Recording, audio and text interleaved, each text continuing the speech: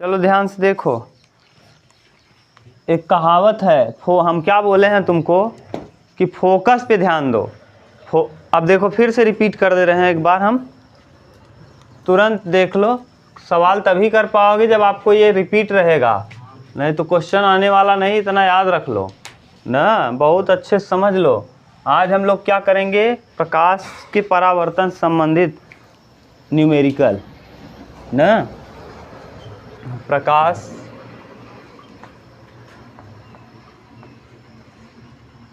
के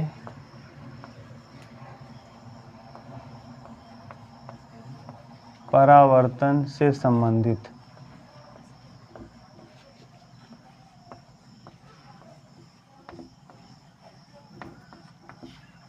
न्यूमेरिकल।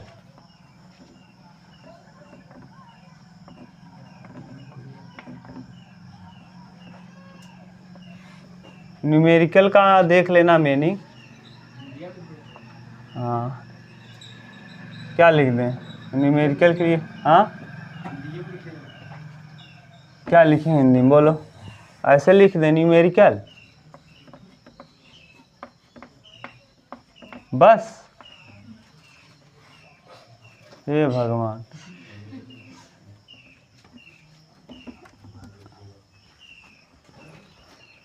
देखो अब हम लोग आज यही पढ़ना है कि प्रकाश के परावर्तन पे क्या क्या प्रश्न आता है। इसमें दो सूत्र आपको याद रखना है। पहले सूत्र का नाम है, पहले आप कुछ चीज़ें याद रख लो। एफ बराबर आर बटे 2 है फोकस दूरी। एफ जो आया है ना भैया, ये फोकस नहीं बल्कि फोकस दूरी है, फोकस दूरी, समझ गए। और एक होता है फोकस ऋणात्मक होता है, लेकिन फोकस दूरी अगर कह दे तो दूरी कभी भी ऋणात्मक नहीं होती। आप अपने घर से आगे जाओ या अपने घर के आगे जाने पे आप कह दो प्लस है और पीछे जाने पे कह दो माइनस, लेकिन कभी कहते हो कि 3 किलोमीटर माइनस नहीं, तो दूरी कभी ऋणात्मक। तो जब भी अभी पहला प्रश्न जो आपने किया था इसके पिछले वीडियो में या पिछले क्लास में, तो आप लोगों ने एक प्रश्न पहला ही उदाहरण किया था, यदि किसी अवतल दर्पण की फोकस दूरी 10 सेमी है, अवतल दर्पण की फोकस दूरी 10 सेमी है, तो त्रिज्या पूछा दिया था क्या, शायद जो भी दिया होगा, शायद त्रिज्या पूछा था, फोकस दूरी त्रिज्या पूछा था, फोकस दूरी दिया था 10, तो त्रिज्या हो जाएगा कितना 20। फोकस दूरी ऋणात्मक नहीं होती, क्यों? क्योंकि फोकस दूरी लिखा है। फोकस ऋणात्मक हो सकती है लेकिन दूरी ऋणात्मक नहीं हो सकती। आपको कुछ और बताया था जो आपको बहुत अच्छे से याद रखना है, ये है हाँ त्रिज्या फोकस की क्या होती है, 2 गुना, वही तो है। देखो त्रिज्या फोकस में 2 का गुणा कर दोगे तो क्या निकल आएगा। कोई भी चीज़ हम अगर मान लो हम प्लस माइनस चिन्हों का ध्यान देते हैं तो किसके सापेक्ष, मुख्य अक्ष के सापेक्ष। अगर कोई भी हमको चीज़ याद रखना है तो मुख्य, अगर मुख्य अक्ष के ऊपर की तरफ बन रहा है तो पॉजिटिव, नीचे की तरफ बन रहा है तो, इस तरफ बन रहा है तो, और इस तरफ बन रहा है तो यहाँ देखिए आप अनंत मान लो, तो यहाँ जितने भी वस्तु रख रहे थे, वस्तु की दूरी हमेशा, दूरी मतलब यहाँ से यहाँ तक ये दूरी है, ऊंचाई मतलब ये है। प्रतिबिंब कितना बड़ा है, जैसे इतना बड़ा व्यक्ति है ना, तो यहाँ व्यक्ति हो सकता है, यहाँ हो सकता है, यहाँ हो सकता है, यहाँ हो सकता है, 6 स्थान पे हो सकता है अवतल में। मुख्य वाला सबसे ये था, ये जो था ये कहाँ बनता था, पीछे, आभासी सीधा बड़ा और दर्पण के पीछे, और ये आभासी है। केवल एक ही कंडीशन ऐसा था, जो कैसा था, यही पोल और फोकस के बीच, पोल और फोकस के। अब ध्रुव किसे कहते हैं, पोल यानी ध्रुव, परावर्तक पृष्ठ का मध्य बिंदु। परावर्तक पृष्ठ किसे कहते हैं, जो दर्पण का द्वारक, दर्पण का द्वारक किसे कहते हैं, जिस भाग से प्रकाश का परावर्तन हो उसे दर्पण का द्वारक कहा जाता है। जिस भाग से प्रकाश का परावर्तन हो उसे दर्पण का द्वारक कहते हैं। क्लियर। अब दर्पण का द्वारक हो गया। दर्पण के द्वारक का जो बीच वाला बिंदु होता है उसे हम पोल यानी ध्रुव कहते हैं। दर्पण जिस गोले का भाग होता है उसका केंद्र, दर्पण का वक्रता, और दर्पण जिस गोले का भाग होता है उसकी त्रिज्या, दर्पण की वक्रता। अब आपको जब वृत्त पढ़ाएंगे तो बताएंगे केंद्र से लेके परिध तक की दूरी क्या कहलाती है? त्रिज्या कहलाती है। केंद्र से परिध तक की दूरी, तो यहाँ से यहाँ तक को त्रिज्या कहेंगे। तो दर्पण जिस गोले का भाग होता है उस गोले की त्रिज्या, दर्पण की वक्रता त्रिज्या कहलाती है। और वक्रता केंद्र और किसको? पोल को, ध्रुव को मिलाने वाली सरल रेखा मुख्य अक्ष कहलाता है। क्या कहलाता है? मुख्य अक्ष। तो मुख्य अक्ष के हिसाब से ही हम किसी चीज़ को देखते हैं, नापते हैं प्रतिबिंब को। मुख्य अक्ष माने हमेशा प्रकाश की किरणें कहाँ जाती हैं? बाएं से। दर्पण पे हमेशा प्रकाश की किरणें कहाँ से पड़ती हैं? बाएं साइड से पड़ती हैं। ये सब बता दिए थे। अगर हम आपसे पूछें आभासी प्रतिबिंब कैसा होगा इसमें, अवतल दर्पण में आभासी प्रतिबिंब की दूरी, आभासी प्रतिबिंब की दूरी 5 स्थितियों में निगेटिव होगा। यहाँ रहे तब भी, यहाँ बने तब भी, यहाँ बने। दूरी कह रहे हैं, दूरी मतलब ये नीचे वाला, दूरी भी ऋणात्मक होगी। और साथ के साथ प्रतिबिंब की लंबाई भी, लंबाई क्यों ऋणात्मक होगी? क्योंकि सब के सब कहाँ बनेंगे? नीचे की तरफ, सब नीचे बनेंगे। और नीचे बनेंगे उल्टा बनेंगे, तो नीचे उल्टा इसका मतलब माइनस।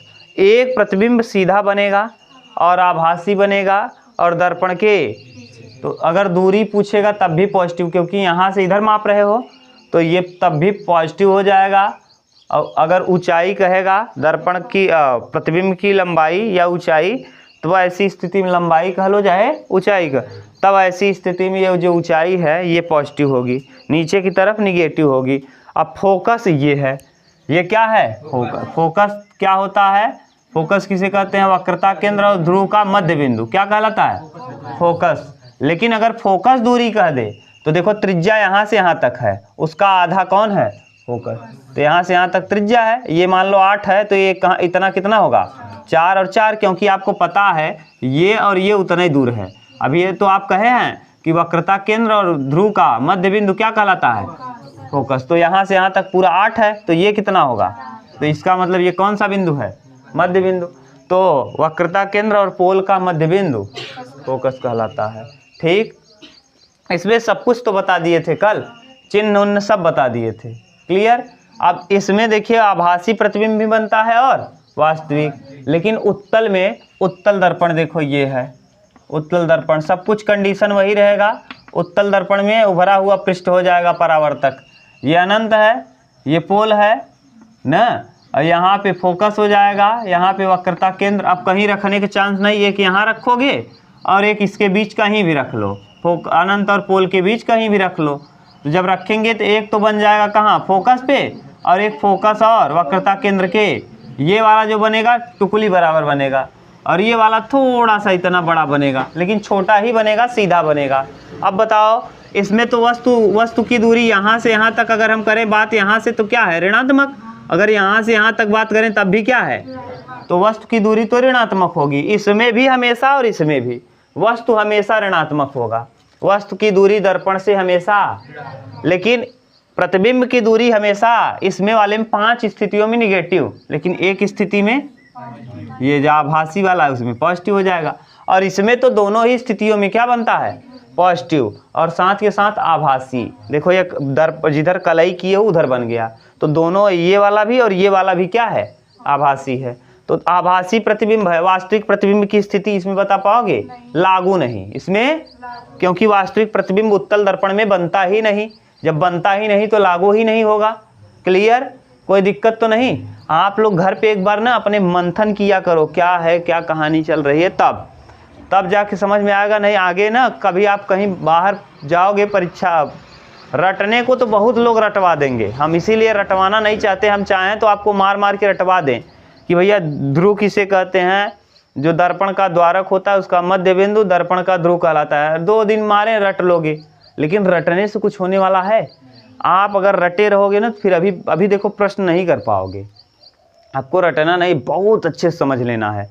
इतना अच्छे समझ लेना है कि आपको जैसे ही आपके दिमाग में तुरंत रहे कि अवतल में 6 प्रतिबिंब बनता है, और 6 का कंडीशन कहाँ बनता है, कहाँ रखते हैं, किधर बन जाता है।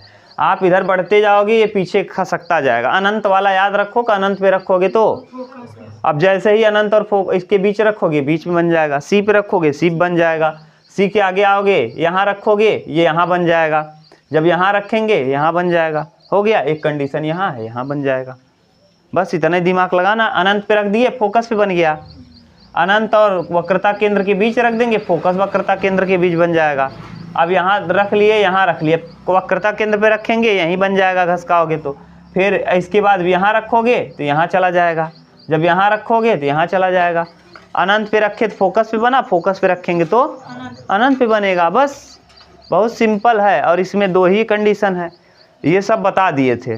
और अभी अब समझ में आया कि क्या है, क्या कहानी हम बोल रहे थे, कि आपको ये ध्यान रखना है कि दूरी अगर लग जाए, कहीं भी दूरी लग जाए, तो ऐसी स्थिति में ऋणात्मक हो ही नहीं सकता, हमेशा क्या होगा। अच्छा, हम लोग अपने घर से हमारे तरफ, माने हम लोगों के हिसाब से बरौत, हम लोगों के मान लो जो भी लड़के हैं जिनके घर के सामने जाना है वो उनके लिए पॉजिटिव होना चाहिए, और पीछे जाएँ तो कभी ऐसा कहे हो, जो भी वीडियो भी देख रहे हैं वो भी लड़के, अगर आप ही लोग हो, हम लोग बरौत जाते हैं तो कहते हैं 10 किलोमीटर पॉजिटिव गए, अगर मान लो अपने पीछे चले गए तो सूर्यावत हम लोग कहते हैं 10 किलोमीटर निगेटिव गए। कभी कहते हो? तो दूरी में कभी आपने ऋण लगाया नहीं, तो जब दूरी कहेगा तो कभी भी ऋण नहीं लगाना है। इसीलिए बार बार कहते हैं, हम सब कुछ बताते हैं लेकिन आप लोग ध्यान नहीं देते हो। चलते समय रोड पे और पढ़ते समय बोर्ड पे जरूर ध्यान देना चाहिए, नहीं गड़बड़ा जाओगे। समझ गए? हाँ देखो, एक सूत्र है 1/u + 1/v बराबर 1/। ये सूत्र हम प्रूफ नहीं करवाए हैं, इसको एक दिन प्रूफ करेंगे जब एग्ज़ाम आ जाएगा नज़दीक तब। नहीं तुम लोग गधा हो, इतना बेवकूफ़ हो जो छोटी चीज़ है उसको नहीं याद कर पा रहे हो। ये प्रूफ में देता है, लास्ट में हम इसको प्रूफ करवाएंगे। क्यों प्रूफ करवाएंगे? क्योंकि ये इम्पोर्टेंट है और हो सकता है पेपर में आ जाए। तो जब पेपर में आएगा 7 नंबर का आएगा, 2 दिन पेपर के पहले ही करवाएंगे। जैसे साइंस का पेपर परसों है, आज ही करवाएंगे। एकदम रट के एकदम बैठे रहना, जाना, देखते ही मिले तुरंत उतारना चालू, उतार के लम्बा ना, ये करवा देंगे। ठीक, अगला अब हम लोगों को क्वेश्चन करना है। पूरा सब थियरी बता दिए हैं, एक भी थियरी बचा नहीं है। लाओ, जहाँ तक कर लिए थे उसके आगे हम लोग क्वेश्चंस को करना चालू करते हैं। क्लियर? ये सब कुछ लिखवा दिए हैं, उतारने की ज़रूरत नहीं है। आयुष पूरा लिखवाए हैं भैया, कल वाले क्लास में लिखवाए थे। ये तो रिवीजन करवा देते हैं कि आपको ये लगे कि हाँ सर जी ने जो पढ़ाया था वो एकदम बिल्कुल सही पढ़ाया है, वो सब मिल रहा है ना। दिमाग में ये ना आए कि जो पढ़ाए थे वो मिला नहीं, बस ऐसे फेंक रहे थे। ठीक, हाँ, आपको मिलना चाहिए और मिल भी जाएगा। पहला उदाहरण जो बताए थे अब समझ गए, फोकस दूरी है तो इसीलिए ऋणात्मक नहीं होगी। आगे, और त्रिज्या भी दूरी के ही रूप में है। यहाँ से यहाँ तक क्या थी? दूरी थी, त्रिज्या तभी तो कह रहे थे, तो इसीलिए वो भी ऋणात्मक नहीं होगी। उत्तल दर्पण हो गया। 3 नंबर क्वेश्चन तक करवा दिए थे। हाँ, क्वेश्चन नंबर कहाँ से हम लोग करेंगे? 4 नंबर। ठीक, 4 नंबर क्वेश्चन करने से पहले आपको 2 चीज़ें समझना है, पहले उसको समझ लो, हम समझा देते हैं तब। ठीक, चलो कोई दिक्कत नहीं। हम लोग पढ़ते हैं रेखीय आवर्धन। देखो, रेखीय ऐसे ही लिखा है कि बड़ा लगा है ख में, बड़ा वाला है ना, देखने में ही अजीब लग रहा है। रेखीय अभी भी लग रहा है यार, आवर्धन, रेखीय आवर्धन। देखो, हम जैसे बोल रहे हैं बस वैसे समझना। प्रतिबिंब की लंबाई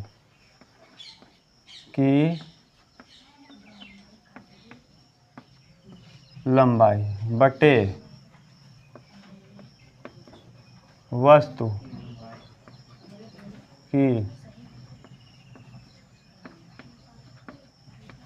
लंबाई ना, यानी m बराबर h डैश अपान h डैश अपान h, ये है। अब आप ध्यान से सुनना, हम जो बोल रहे हैं उसको ध्यान समझ लेना। रेखीय आवर्धन किसे कहते हैं? गोलीय दर्पणों में, किसी भी गोलीय दर्पण में जो प्रतिबिंब की लंबाई होती है और वस्तु की लंबाई होती है, उसी के अनुपात को, अनुपात का मतलब होता है भाग देना। किसमें किससे भाग दे रहे हो? प्रतिबिंब में किससे? वस्तु से। तो प्रतिबिंब की गोलीय दर्पणों में, आप अपने मन से परिभाषा बनाना, बस इतना याद रहे बस। गोलीय दर्पणों में प्रतिबिंब की लंबाई और वस्तु की लंबाई के अनुपात को क्या कहते हैं? रेखीय आवर्धन कहते। इसे यम से प्रदर्शित करते हैं, इसे यम से प्रदर्शित करते हैं।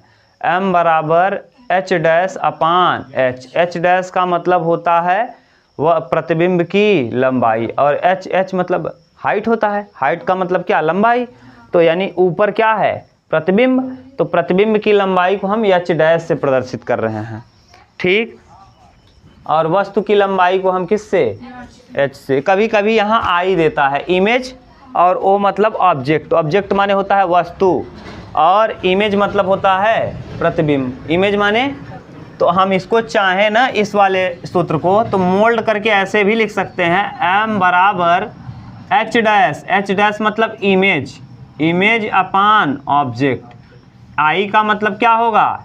इमेज। I का मतलब, इमेज का मतलब प्रतिबिंब। इमेज, इमेज नहीं जानते? इमेज कहते हैं तार इमेज है वही। इमेज मतलब प्रतिबिंब, और ऑब्जेक्ट माने वस्तु। तो अब आप ऐसे भी बोल सकते हो कि गोलीय दर्पणों में प्रतिबिंब की लंबाई और वस्तु की लंबाई के अनुपात को, बटा लग जाए माने अनुपात, तो प्रतिबिंब की लंबाई और वस्तु की लंबाई के अनुपात को क्या कहा जाता है? हाँ, रेखीय आवर्धन कहते। इसे यम से प्रदर्शित करते हैं। जरा बोलो, तुम बोल लोगे? हाँ बोलो। बहुत बड़े बेवकूफ़ हो, ध्यान नहीं देते हो, इसका मतलब उसमें मत देखो, यहाँ देखो। तुम लोग, यही तो तुम्हारे अंदर कमी है। आज तक ना यही काम अभी भी लोग कर रहे हैं, रटवाते हैं। जब तक आप रटते रहोगे, मैं गारंटी ले रहा हूँ कभी कोई एग्ज़ाम क्वालिफाई नहीं कर पाओगे, चाहे जहाँ कहो लिख के दे दें। रटने वाले का कभी IAS में तो बिल्कुल सिलेक्शन नहीं होगा। IAS की बात छोड़ो, तुम्हारा ग्रुप डी में नहीं होगा अगर रट के जाओगे तो। ग्रुप डी की बात कर रहे हैं, रटना छोड़ो। अब ये रटाने वाले जो टीचर हैं ना, वो कभी जीवन में तैयारी किए ही नहीं हैं। उनको पता क्या है कि रटवा दो बस काम हो गया। अरे भैया यहाँ क्या दिख रहा है बताओ? h डैश मतलब, केवल तुम ये दिमाग में रख लो, h डैश मतलब प्रतिबिंब और h मतलब वस्तु। h का मतलब हाइट, यानी किसकी हाइट? प्रतिबिंब की हाइट, और बटे में क्या है? वस्तु। तो प्रतिबिंब की हाइट और वस्तु की हाइट के अनुपात को, बटा मतलब अनुपात ना, प्रतिबिंब की लंबाई और वस्तु की लंबाई के अनुपात को रेखीय आवर्धन कहते हैं। इसमें है क्या? बोलो। अरे भैया ऊपर क्या लिखा है? बोलो। प्रतिबिंब की लंबाई, नीचे के अनुपात को रेखीय आवर्धन कहते हैं। क्या धरा है इसमें? बस तुम लोगों को रटवाया गया है ना। जो कभी तैयारी नहीं किया वो क्या कर रहा है? आजकल कोचिंग खोल ले रहा है, और कोचिंग खोल के चालू कर दे रहा पढ़ाना। 2 टॉपिक रट के आया, वही बार बार समझा रहा है, क्योंकि उसको 2 टॉपिक के आगे याद ही नहीं है। केवल 2 टॉपिक उसका तैयार ही है, और वही 2 टॉपिक बार बार रटवा रहा है, और जाते समय आपको 2 टॉपिक वो याद हो गया। खूब रटवाया, किताब से पहले आपको लिखवा दिया। जैसे यही है, मैं देखो एकदम सिंपल में लिखवा दिया हूँ, वो पूरा लिखवा देगा। प्रतिबिंब की लंबाई, गोलीय दर्पणों में प्रतिबिंब की लंबाई तथा वस्तु की लंबाई को रेखीय आवर्धन कहते हैं। इसे यम से प्रदर्शित किया जाता। और आपको हम ये किताब देख के लिखवा दिए, उसके बाद हम कह रहे हैं रटो। तुम लोग चालू कर दिए। गोलीय दर्पणों में प्रतिबिंब की लंबाई और वस्तु की लंबाई को रेखीय आवर्धन कहते हैं। 2 बार, 3 बार, 4 बार, 10 बार करवा दिए, 15-20 मिनट बीत गया। एक टॉपिक ये बता दिए, एक तो सवाल बता दिए, पूरा टाइम खत्म और तुमको याद भी हो गया। खुश हो, वाह। एक दिन मेरे घर का लड़के पढ़ते हैं कहीं, अब मैं नाम नहीं लेना चाहता यहाँ, कहीं भी पढ़ते हों, लेकिन वो रट के आए थे पास्कल का नियम। मैं पूछना चालू किया, वो ये रटे हैं पनडुब्बियों में, इसमें उसमें। हम कहे इसका मतलब क्या है ना। उसके बाद एक दिन मैं ये पूछ लिया कि आप लोग ये पढ़ते हो, तुम आर्कामिडीज का सिद्धांत पढ़े हो, ज़रा इसका मतलब बताओ। तो आर्कामिडीज का सिद्धांत ऐसे रट के बोल रहा है जैसे बहुत बड़ा तीर मार दिया, रटवा दिए हैं, उसका अर्थ कोई मतलब नहीं अर्थ। इसीलिए फिर मैंने वो प्रैक्टिकल करके उसको दिखाया। आप लोग देखना, बाल्टी में मैंने पानी लिया है और उस पानी में मैंने ईंट को डाला है। ईंट के वजन में, ईंट के, अब जैसे पानी में अब कभी भी आप किसी चीज़ को डालोगे तो उसके वजन में क्या महसूस होता है? कमी। आप आज जाना, एक कुछ भी लेना, लोटा लेना, डिब्बा लेना, कुछ भी लेना, उसको बाल्टी में पहले बोर देना और तब निकालना पानी से। जब तक पानी से निकालते रहोगे तब तक उसको क्या महसूस होगा आपको? हल्का। लेकिन जैसे ही पानी से बाहर होगा वजन महसूस होगा। ऐसा हुआ क्यों? क्योंकि उसने जितना उसके भार में कमी आई है, उतने भार के बराबर उसने पानी को क्या कर दिया है? बाहर निकाल दिया है। इसीलिए उसके भार में क्या महसूस हुई है? यही तो आर्कामिडीज का सिद्धांत है। यही, अगर जितना भार है किसी चीज़ का, अगर वो अपने भार के बराबर पानी को हटा रहा है, डूबेगा नहीं, बस खत्म। अगर जो मैं पत्थर डाला था, अगर वो अपने भार के बराबर पानी हटा ही दिया होता तो डूबता। जब नाव है तो नाव का जितना भार है वो अपने भार के बराबर पानी को क्या कर दे रहा है? हटा दे रहा है। तो वो अब कभी डूबेगा? तो इसीलिए उसका डिजाइन ही इसी तरीके से बनाया जाता है कि अपने भार के बराबर पानी को क्या करे? हटा दे। अगर डायरेक्ट ऐसे नुकीला बनाया जाता तो घप से क्या होता? धंस जाता। ऐसे करके बनाया जाता है अच्छी तरह के, तो आराम से टिका रहेगा। अभी आप एक कागज़ का छोटा टुकड़ा लेना और एक कागज़ का बड़ा टुकड़ा लेना, पन्ना, एक छोटा टुकड़ा, दोनों को पानी में फेंक देना और बैठ के देखते रहना। कुछ समय बाद छोटा टुकड़ा पहले डूब जाएगा, बाद में बड़ा वाला डूबेगा। देख लो, ये प्रैक्टिकल कर सकते हो खूब आराम से। लेकिन आप लोग क्या करते हो? केवल रट्टू, वही रट लो, बस समझो। बार बार हम कहते हैं समझ लोगे, आपके दिमाग में बन गया ना। जैसे हम दिमाग में इसलिए बनवाना चाहते हैं कि आपके अगर दिमाग में बन गया अवतल दर्पण की 6 कंडीशन, कोई माई का लाल नहीं है आपका गलत करवा दे, कोई नहीं गलत करवा सकता। आपके सामने टीचरों का हालत पंचर हो जाएगा। आपको याद रहेगा 6 कंडीशन है, 6 को हम बता भी दिए हैं। अनंत पे रखेंगे, फोकस पे। अब घसकाते जाओ, इधर घसकाते जाओ, घसकाते जाओ, इधर घसकाते जाओ, इसको इधर, इसको इधर, इसको इधर, इसको इधर। बताओ कौन नहीं बता लेगा? और एक स्टेप घसकाओ तो इधर भी एक स्टेप घसकाओ। बस सबसे छोटा, छोटा से रच के बड़ा, रच के बड़ा के बाद बराबर, बराबर से रच के बड़ा, रच के बड़ा से बहुत बड़ा, हो गया, खत्म। उसके बाद एक पीछे बन जाएगा, बड़ा वाला बन जाएगा, कहानी खत्म। यही है, ये है। लेकिन आप लोग समझो तब तो, समझने का प्रयास करो। अब रेखीय आवर्धन बता दिए, अब इसमें कोई दिक्कत नहीं होना चाहिए। कोई दिक्कत होगा क्या? नहीं। अगला हेडिंग पढ़ो। ये दूसरा एक और होगा, सूत्र है ना किसी में? हाँ, देख लो, आवर्धन के लिए सूत्र। चलो देखो,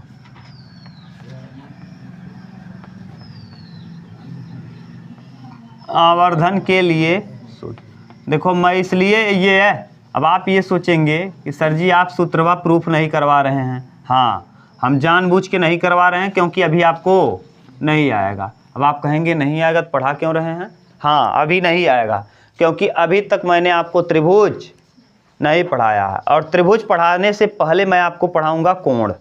अभी आपको कुछ लड़कों को पता होगा एकांतर कोण क्या है, शीर्षाभिमुख कोण क्या है ना। देखो उसमें जितने भी प्रूफ हैं सब में कोण दिया है, कोण से प्रूफ किया है। और अगर आपको कोण का ज्ञात ही नहीं, कोण का नॉलेज ही नहीं है तो प्रूफ करके क्या फ़ायदा। अभी जब हम त्रिभुज पढ़ेंगे तो त्रिभुज को पढ़ते ही आपको ये क्लियर हो जाएगा कि एकांतर कोण क्या है, शीर्षाभिमुख कोण क्या है ना, सब कोण के बारे में पता चल जाएगा। तो अल्टरनेट एंगल किसे कहते हैं ये सब पता चल जाएगा, रेखीय कोण किसे कहते हैं ना। जब कोणों के विषय में कंप्लीट आपको नॉलेज हो जाएगा, न्यून कोण, अधिक कोण, सम कोण, ये सब जब पढ़ लोगे तब आपको ये क्लियर हो जाएगा किस तरीके से बनाना। अभी के लिए केवल इतना याद कर लो क्या कैसे कंडीशन चल रहा है। जिस दिन हम पढ़ाएंगे ये एक दिन हम सारे जो प्रूफ वाले हैं जब कोण पढ़ा लेंगे, तो जितने भी प्रूफ हैं, जैसे अवतल में कोण पूछा है, उसमें देखो कोण लगाया है, अवतल का प्रूफ जरा देखो, ऐसे लगाया होगा, एंगल ABC बराबर एंगल ये, पता है तुमको एंगल का पता ही नहीं, हम पढ़ा दें, हमको क्या, हमको तो आता है, तुमको दिक्कत हो जाएगा, इसीलिए हम नहीं पढ़ाते ना। हम अपने हिसाब से डिजाइन किए हैं, अपने हिसाब से ही पढ़ाएंगे, लेकिन इतनी गारंटी है कि ईमानदारी से आप पढ़ लोगे तो कहीं आपको प्रॉब्लम होने वाला नहीं है। अब आवर्धन के लिए सूत्र क्या होता है, रेखीय आवर्धन आप जानते ही हो, m बराबर होता क्या है, h डैश बटे h बराबर माइनस v बटे u, माइनस v बटे v का मतलब होता है ये प्रतिबिंब की दूरी, और u का मतलब होता है वस्तु की दूरी, u है ये, चार मत समझना, प्रतिबिंब की दूरी और वस्तु। तो यहाँ क्या है, h डैश का मतलब प्रतिबिंब की लंबाई और वस्तु की लंबाई तथा प्रतिबिंब की दूरी और वस्तु की दूरी आपस में क्या होता है, बस समान होता है, लेकिन ऋणात्मकता के साथ। बस यही क्या है, आवर्धन और के लिए सूत्र है। अब अगर मान लो हमको कुछ पता है तो इस हिसाब से हम प्रश्नों को हल करेंगे। अब हम लोग देख लेते हैं क्वेश्चन नंबर 4, 3 तक कर लिए थे, ठीक। अब क्वेश्चन नंबर 4 से करना चालू कर रहे हैं। इन सूत्रों को आप याद रखना, 4 सूत्र अभी तक हो गया, 1 2 3 4, क्लियर। इन 4, ये आप ये मत सोचना कि ये वाला और ये वाला अलग है, यहाँ डायरेक्ट हम लिख दिए हैं। आई मतलब इमेज यानी प्रतिबिंब, ओ मतलब ऑब्जेक्ट, ऑब्जेक्ट माने वस्तु, प्रतिबिंब की लंबाई और वस्तु की लंबाई के अनुपात को रेखीय आवर्धन कहते हैं, इसे m से प्रदर्शित करते हैं। बस लाओ, अब हम क्वेश्चन पढ़ रहे हैं और आपको समझा रहे हैं, पढ़ाते चलेंगे, आप देखते चलो, जो न समझ में आया पूछते चलो। लेकिन ध्यान देना, जो डायलॉग है वो मेरा डायलॉग याद रखना ना, चलते समय रोड पे, पढ़ते समय बोर्ड पे ध्यान देना चाहिए, नहीं तो एक्सीडेंट हो सकता है। रोड पे एक्सीडेंट होगा तो मर ही जाओगे, और यहाँ एक्सीडेंट होगा तो तुम्हारे जीवन से एक टॉपिक घसक जाएगा, तो दोनों ही खतरनाक हैं, समझ गए। एक अवतल दर्पण के सम्मुख रखी वस्तु की लंबाई 20 सेमी है। वस्तु की लंबाई आप O लिख लो चाहे H लिख लो, आपका मन। तो हम वस्तु की लंबाई H बराबर, वस्तु दूरी नहीं कहा है, दूरी कहता तो, और लंबाई कहेगा तो H मतलब हाइट माने लंबाई। कहते हैं तोहार कितना हाइट बा, ता कितना लंबाई बा। हम मान ले अंदर शीशा के सामने खड़ा है, हमारा प्रतिबिंब कितना बड़ा बने, कितना ऊंच। आप कहेंगे आपकी सर आपकी लंबाई कितनी है, यानी वस्तु, यानी हम हो गए ऑब्जेक्ट। हम दर्पण के सामने खड़े होंगे कि हम दर्पण में ओलियाई जाए, हमारा प्रतिबिंब ओलियाई जाए, हम ना ओलियाई पाओ, समझ गए। तो यानी वस्तु की लंबाई दिया है, वस्तु की लंबाई कितना, h बराबर है क्या भैया, 20 सेमी। अब ये लंबाई है, वस्तु की लंबाई 20 सेमी। निगेटिव क्यों नहीं हुआ, क्योंकि अगर आपको याद हो तो वस्तु हमेशा मुख्य अक्ष से ऊपर होता है। मुख्य अक्ष के ऐसा रहा था कि दर्पण धरे रहा था, 2-3 फीट गड्ढा खोद देता, उल्टा लिया ही थोड़ी में। ऐसा करते हो नहीं, ऐसे दर्पण है, ये मान लो यहीं खड़े होते हो सामने ना, तो मुख्य अक्ष आपका पैर हो गया, मुख्य अक्ष आपका, तो पैर से माने मुख्य अक्ष से ऊपर हो कि नीचे हो, ऊपर। तो ऊपर में क्या होता है, तो इसीलिए यहाँ दिया क्या है, क्लियर, कोई दिक्कत नहीं। हाँ, समझते जाओ। यदि वस्तु द्वारा बने प्रतिबिंब की लंबाई 10 सेमी है, और प्रतिबिंब की लंबाई,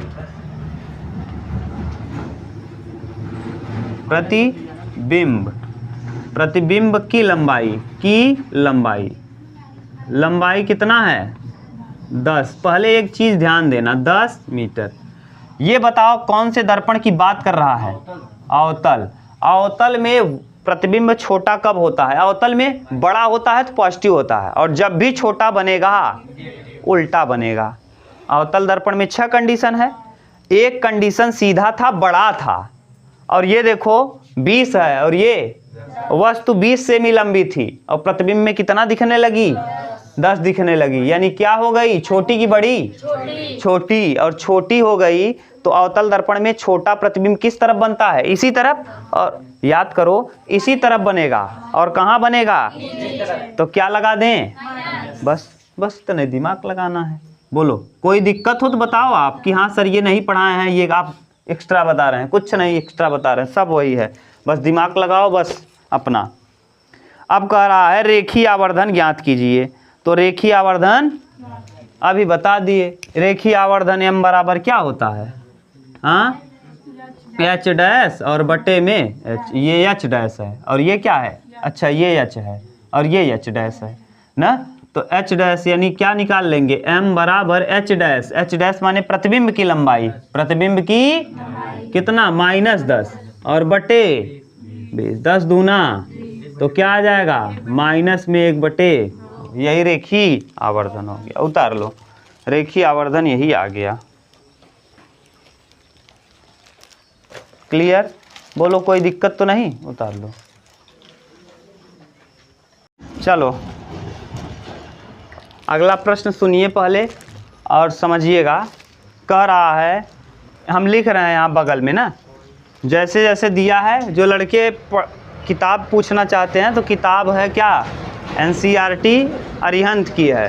ठीक, मान लो जो वीडियो देख रहे हैं या जैसे आप ही कभी वीडियो देखो तो अरिहंत का NCERT निकालना और उदाहरण नंबर 5वां देखना। उदाहरण नंबर 5वां, अभी हम एक्सरसाइज भी करवाएंगे, उदाहरण करवा ले रहे हैं फिर एक्सरसाइज, जैसे आपका प्रैक्टिस ज़्यादा हो जाए और प्रश्नों को आप बिना दिक्कत के आराम से सॉल्व कर सको। देखो दिया है कोई 6 सेमी आकार की वस्तु है, 6 सेमी ना, 6.0 दिया है, उसका मतलब 6 सेमी, दशमलव के बाद 0 का कोई अर्थ नहीं। तो 6 सेमी आकार की वस्तु है, यानी जो वस्तु है वो कितना सेमी लंबी है? माने हमारे चाक के बराबर लंबी है, 6 सेमी लंबी, बड़ा वाला चाक है 6 सेमी लंबी। तो यानी U बराबर कितना है? 6 सेमी, 6 सेमी लंबी है ना। कोई वस्तु कितनी लंबी? अच्छा लंबाई है, लंबाई है तो इसका मतलब दूरी नहीं है, लंबाई है तो h बराबर, या h कह लो या कह लो O। h का मतलब किसकी लंबाई और O का मतलब भी वस्तु की लंबाई। तो तुम्हारा मन h लिख लो चाहे O लिख लो, ये O है, O से कन्फ्यूजन हो रहा है, हटा दे रहे हैं, नहीं 0 दिख रहा है। ठीक, O और 0 में बहुत अंतर होता है। O को लिखने का तरीका ये है और 0 को देखना, आज O और 0 का आप जाके देखना, एक थोड़ा अंडे की तरह बनाएगा, एक गोल बनाएगा ना, दोनों में अंतर है, O और 0 में अंतर है, आज जाके देखना। तुम लोग कुछ समझते नहीं हो, सब सोचते हो कि एक जैसा है, सब मार दो। चाय की पत्ती और चाय की पत्ती में बहुत अंतर है। पत्तियों को जब तक उबालोगे नहीं तब तक उसमें रस नहीं निकलेगा और तब तक उसका क्या नहीं वो होगा। अगर चाय की पत्ती को बिना डाल दो और डालते ही तुरंत का तुरंत चाय माने आपका भगोले में, गरम मत करो, वैसे ही भगोले में क्या होने लगे? चाय का रस उतरने लगे। इसका मतलब समझ जाओ कि उस चाय में सेंट मिलाया गया है, उस चाय की पत्ती में क्या मिलाया गया। अच्छा तुम ही बताओ, नीम की पत्ती बिना गर्म किए डाल दो भगोले में और पानी को उबालो मत, पानी का रस निकलेगा, माने नीम की पत्ती का रस उसमें हो जाएगा? क्या करना पड़ेगा? उबालने के बाद वो पानी कैसा हो जाएगा? पीला। क्या हो जाएगा? पीला। लेकिन उसके पहले होगा?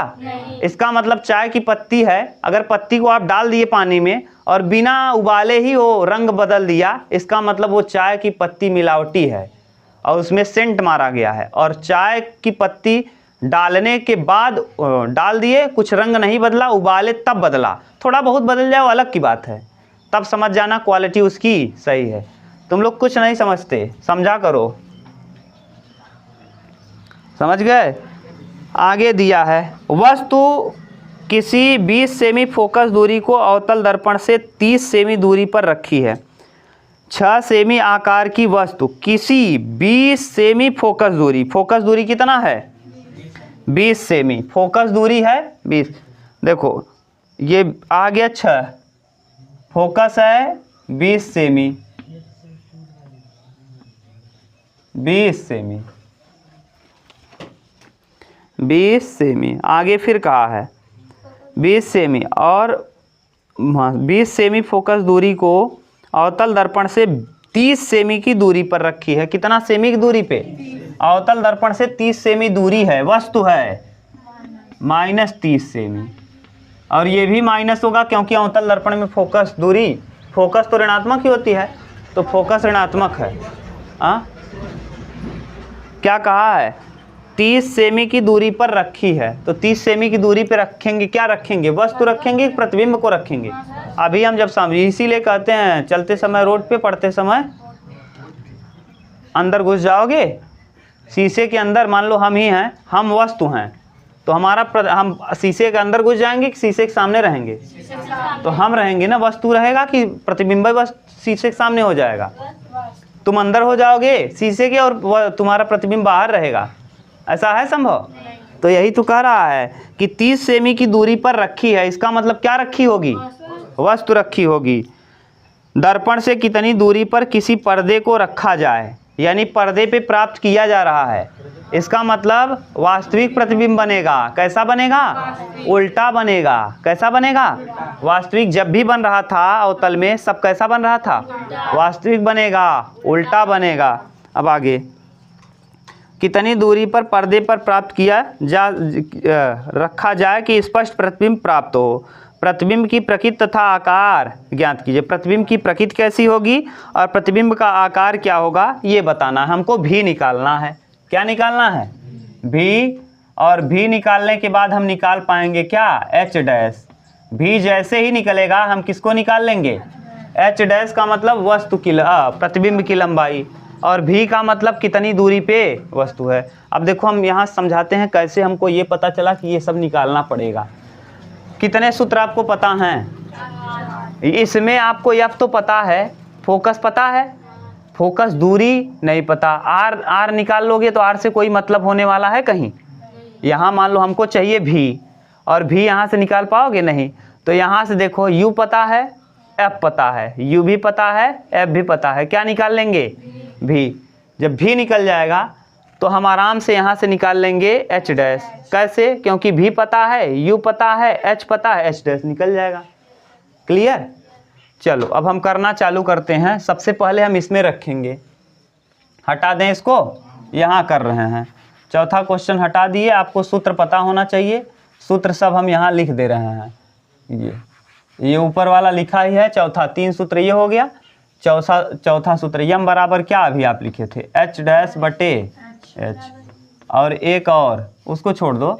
अब अगला एक और ये है कि एम बराबर एच डैश बटे एच बराबर माइनस में भी बटे यू न।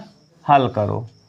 हल करेंगे 1 बटे यू। 1 बटे यू का मतलब 1 बटे यू प्लस 1 बटे भी बराबर 1 बटे एफ। 1 बटे यू, हाँ दूरी नहीं है, वो फोकस पे रखी है, वो फोकस दूरी नहीं, फोकस है आगे, प्लस 1 वहाँ लिखा भले से 1 बटे भी। 1 बटे भी का मतलब 1 बटे भी नहीं है, नहीं निकालना है। 1 बटे एफ माइनस में 1 बटे 30, माइनस में 1 बटे उस तरफ ले जाओ। अच्छा ये 20 है, ठीक। 1 बटे भी बराबर माइनस 1 बटे 20, और ये माइनस है उस तरफ जाएगा ना। तो भी 1 बटे भी बराबर 30 और 20 का लस 60। हाँ 20 तिहाई और 30 दूना 60, माइनस 1 हो जाएगा। तो 1 बटे भी बराबर माइनस 1 बटे 60, तो यानी माइनस 60 आ जाएगा। भी बराबर कितना आ जाएगा? माइनस 60। भी का मान क्या आ जाएगा? यानी प्रतिबिंब की दूरी दर्पण से कितना सेमी दूर होगा? माइनस 60, यानी इसी तरफ बनेगा। ये जो प्रतिबिंब बना लिए, ये देखो है ऐसे रंगा हुआ है। दर्पण से कितना दूर पे रखा है वस्तु? 30 सेमी। यहाँ रखा है, मान लो यहाँ से यहाँ तक कितना सेमी है? 30 सेमी है, ये रखा था। और इसका प्रतिबिंब कहाँ बन रहा है? यहाँ 60 सेमी बन रहा है। ये मान लो और 30 अंदर कर दो, ये 30 को यहाँ बना लो 30, ठीक। ये 30 सेमी, दर्पण से 30 सेमी की दूरी पे वस्तु है। ये इतना दूर है। ये वस्तु कितना सेमी दूर है? और कितना दूरी बन रहा है दर्पण से? 60 सेमी, और ऋणात्मक बन रहा है। ऋणात्मक मतलब उस तरफ, किसी तरफ? माइनस इसी तरफ, यानी यहाँ बन रहा है। ये प्रतिबिंब उल्टा बन रहा होगा, यहाँ बन रहा होगा, 60 सेमी बन रहा है। तो देखो अवतल में तो यही कंडीशन है, निगेटिव बना तो यानी उस तरफ नहीं बल्कि इस तरफ, और इस तरफ जब भी बनेगा तो क्या होगा? उल्टा। तो उल्टा होगा और माइनस। अब यहाँ से देखो भी निकल गया। अब हमको एक सूत्र और पता है यहाँ, m बराबर h डैश। h डैश मतलब h डैश निकालना है, h डैश बटे h माने 6 बराबर क्या है माइनस भी मतलब माइनस माइनस प्लस 60 हो जाएगा और बटे u का मतलब -30। ठीक, 30 दूना 60। अब माइनस है तो यहाँ से देखो 30 दूना 60, यहाँ 2 आया, 6 दूना h डैश बराबर -12। -12 से ये पता चल रहा है कि कैसा बनेगा, उल्टा बनेगा। कितना, ये है -12 सेमी ऊंचा बनेगा, उल्टा बनेगा। ठीक, उल्टा कैसे, अब सब कुछ आप प्रकृति बता सकते हो। प्रतिबिंब वास्तविक होगा, उल्टा होगा और वस्तु से बड़ा होगा, बस ऋणात्मक भी होगा। सब कुछ बता दिए, देख लो उत्तर यही होगा। फिलहाल बंद कर देते हो आप लोग तुरंत। देखो नेक्स्ट, अगला 5वां उदाहरण है। उदाहरण नंबर कौन सा, 5 हो गया। 6वां, बता लोगे प्रकृति कैसा कैसा बनेगा, उल्टा न, वास्तविक, वस्तु से बड़ा। वस्तु 6 सेमी का था, प्रतिबिंब कितने का बना 12, तो वस्तु का दुगना बड़ा नहीं बना, समझ गए, तो बड़ा बनेगा। अगला है 6 नंबर, एग्जाम्पल नंबर 6 का है। किसी ऑटोमोबाइल के पीछे, ऑटोमोबाइल का मतलब क्या है, मोबाइल फ़ोन वाला नहीं। आप जाना गाड़ी की दुकान में, जहाँ रिपेयर होता है ऑटोमोबाइल सेंटर लिखा रहेगा ना। मोबाइल ये मत सोच लेना ऑटोमोबाइल, ऑटोमोबाइल मतलब मोबाइल नहीं है। ऑटोमोबाइल माने गैरेज, ऑटोमोबाइल माने, अब जाना गैरेज पे कभी देखना ऑटोमोबाइल सेंटर, ठीक, लिखा रहेगा। क्या लिखा रहेगा, हाँ ऑटोमोबाइल। अब ऑटो मत समझ लेना ये 2-3 पहिया चलता है, समझ गए। सबका मतलब है, उस मतलब को समझो आप ना। किसी ऑटोमोबाइल सेंटर के में पीछे का दृश्य देखने के लिए, पीछे का दृश्य यानी दर्पण लगा है। अब यानी किसमें पीछे देखने के लिए गाड़ी में लगा है, तो कौन सा दर्पण, उत्तल। याद रखना, यहाँ दिया नहीं, कंफ्यूज कर दिया। उत्तल दिया नहीं है, देखो दिया है, कहीं लिखा, देखो देख लो कहीं लिखा है उत्तल दर्पण, हाँ कहाँ लिख दिया, अच्छा दूसरे में लिख दिया। मान लो ना लिखा होता, मेरे तरह एग्जामिनर होता खड़ूस टाइप का, क्या करता, नहीं लिखता, कहता नहीं लिखेंगे, जाने दो, ऐसे दे देता हूँ। देखना है कौन समझता है कौन नहीं। अब ऑटोमोबाइल सेंटर के पीछे का दृश्य देखने के लिए यानी साइड मिरर, और साइड मिरर उसका लिए भी थे एक लड़के का, उस दिन दिखाए थे तुम लोगों को। पीछे का साइड देखने के लिए कौन सा दर्पण लगता है, बताए थे। तो हाँ, ऑटोमोबाइल के पीछे का दृश्य देखने के लिए उपयोग होने वाले उत्तल दर्पण की वक्रता त्रिज्या 6 मीटर है। वक्रता त्रिज्या r दिया है। वक्रता त्रिज्या क्या होता है, वक्रता त्रिज्या कितना r, वक्रता त्रिज्या r बराबर 6 मीटर है। हाँ, अब एक चीज ध्यान देना, फिर दिमाग में आ जाना चाहिए, वक्रता त्रिज्या, गोलीय दर्पण जिस गोले का भाग होता है उस गोले की त्रिज्या को दर्पण की वक्रता त्रिज्या कहते। जैसे ही कुछ आए तुरंत अपने माइंड में दोहरा लो, क्लियर। वक्रता त्रिज्या, यदि एक बस इस दर्पण से, बस है, बस यानी पीछे होगी, तो इस दर्पण से 10 मीटर की दूरी पर स्थित है, यानी u दे दिया। u यानी वस्तु कितना दूर स्थित है, अब इस समय बस हो गई है वस्तु, दर्पण से 10 मीटर की दूरी पे है, तो u बराबर कितना, तो u तो हमेशा बता दिए हैं कि हमेशा कैसा होता है, हाँ उत्तल में भी और अवतल में हमेशा इसी तरफ रखी जाती है, तो माइनस हो जाएगा 10 मीटर। यानी अगर आप देखो तो ये मान लो 2 चक्का है, ये बैठने उठने को बना दो भाई, रामू को बैठा दो अपना। 2 चक्का चल रहा है, ये साइड मिरर है, हाँ यार ये 2 चक्का है, हाँ ये 2 चक्का है, इधर से बस आ रही है, इधर से क्या आ रही है, बस। ठीक, ये बस आ रही है, ये मान लो।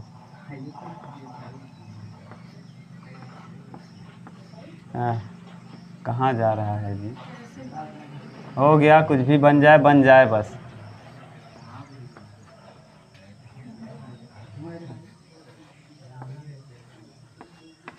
बन गया? नहीं बना? बन गया, चलो। बस ये जा रहा है, ये इससे बस कितना से मीटर दूरी पे है, 10 मीटर। ये जो इसमें दर्पण लगा है, कौन सा दर्पण है, उत्तर, उसी में देख रहा है, बस को झांक रहा है। कितनी दूरी पे बस है, 10 मीटर। आप समझ गए, ये सेंस है, इतना दूरी पे बस है, 10 मीटर की, कांच से उसके 10 मीटर की दूरी पे है। तो प्रतिबिंब की स्थिति, प्रकृति तथा आकार ज्ञात कीजिए। तो प्रतिबिंब के विषय में बताना है, यानी एच, प्रतिबिंब की स्थिति एच डैश बताना है, एच डैश बराबर वाट। तो जब एच डैश निकालना है तो हमको 2 चीज़ पता होना चाहिए, एच पता होना चाहिए ना, यू पता होना चाहिए, भी पता होना चाहिए, एच यू और भी, ये सब पता होना चाहिए। इन सबको निकालो पहले आप। देखो, सबसे पहले हम फोकस निकाल लेंगे। फोकस कैसे निकालते हो, एफ बराबर आर बटे आर, पता है क्या, तो आर बराबर एफ बराबर हो जाएगा 6/2, आर का मतलब 6/2, यानी कितना, 3 मीटर। फोकस पता चल गया, फोकस उसका कितना है, 3 मीटर। अब हम इस डिजाइन को हटा रहे हैं। अब फोकस पता चल गया, यू पता चल गया, तो भी निकाल पाओगे आराम से। यू भी पता है, भी पता है, एफ भी पता है, हम क्या निकाल लें, भी निकाल लें। और अगर याद करो तो फोकस उत्तल का है, उत्तल का फोकस पॉजिटिव होता है। उत्तल का फोकस कहाँ होता है, ये देखो उत्तल दर्पण है, साइड मिरर के रूप में उत्तल। ये देखो यहाँ पोल है, ये उत्तल की दर्पण की बात कर रहे हैं, तो कहाँ फोकस होता है, यहाँ है, ये वक्रता केंद्र है। फोकस बताओ कैसा है, उस तरफ, तो इसका मतलब इसकी फोकस क्या होगी, क्लियर, बोलो फोकस क्या होगा, पॉजिटिव।